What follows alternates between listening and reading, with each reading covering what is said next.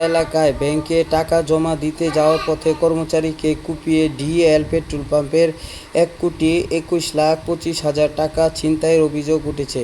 গতকাল রোববার সকাল 10:30টার দিকে বিমানবন্দর সড়কে ক্রাউন প্লাজার সামনে এই ঘটনা ঘটে। ছিনতাইয়ের সঙ্গে জড়িত একাধিক ব্যক্তিকে শনাক্ত করা হয়েছে বলে পুলিশ জানিয়েছে। উত্তরায় অবস্থিত ডিএল পেট্রোল পাম্পটির মালিক প্রধানমন্ত্রী তারেক রহমানের খালাতো ভাই তাসিন আক্তার হক, তার মা প্রয়াত খুরশিদ জাহান হক সাবেক প্রধানমন্ত্রী খালেদা জিয়ার বড় বোন।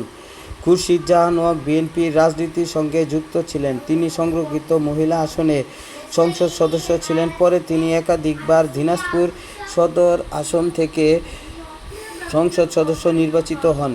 বিএনপি নেতৃত্বাধীন 4 দলীয় জোট সরকারের সময় তিনি মহিলা ও শিশু বিষয়ক মন্ত্রীর দায়িত্ব পালন করেন। বিমানবন্দর থানার ভারপ্রাপ্ত কর্মকর্তা কামরুল হাসান তালুকদার প্রথম আলোকে বলেন, ছিনতাইয়ের ঘটনায় পেট্রোল পাম্পের ব্যবস্থাপক আব্দুল করিম অজ্ঞাত পরিচয় 6-7 জনের বিরুদ্ধে বিমানবন্দর থানায় মামলা করেছেন।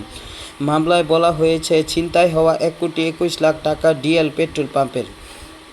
মামলার অভিযোগে বলা হয়েছে, রোববার সকালে পাম্পের সহকারী ব্যবস্থাপক মোহাম্মদ আল আমিন, সিএনজি অপারেটর সেলিমুজ্জামান ও কাভার্ড ভ্যান চালক খোরশেদ টাকা ভর্তি একটি ব্যাগ নিয়ে উত্তরা 1 নম্বর সেক্টরের পূবালী ব্যাংকে যাচ্ছিলেন।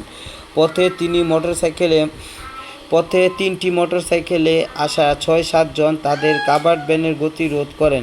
পরে পিস্তলের মুখে এবং আল আমিনকে চাপাতি দিয়ে কুপিয়ে টাকার ব্যাগ ছিনিয়ে নিয়ে তারা আবদুল্লাপুরের দিকে পালিয়ে যায়। পরে সেলিমুজ্জামান, খোরশেদ সহ আশেপাশের লোকজনের সহায়তায় আহত আল আমিনকে বাংলাদেশ কুয়েত মৈত্রী হাসপাতালে নেওয়া হয়।